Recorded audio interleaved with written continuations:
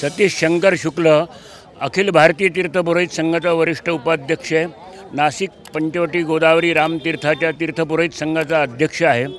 विविध क्षेत्रामधल्या संस्थांमधून काम करत असतो।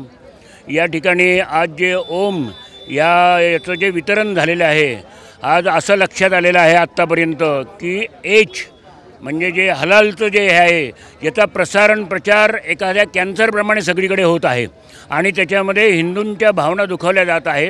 हिंदूंच्या प्रसादामध्ये जो मिक्सचर झालेला आहे, मिलावट होत आहे आणि तोच प्रसाद देवाला दाखवला जातो आणि यामुळे फार मोठं पाप लागतं।